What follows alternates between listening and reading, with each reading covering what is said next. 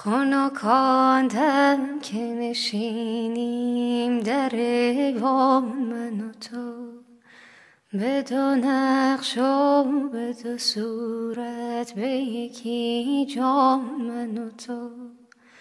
من و تو بی من و تو جمع شویم از سر ذوق، خوش و فارغ ز خرافات پریشان من و تو.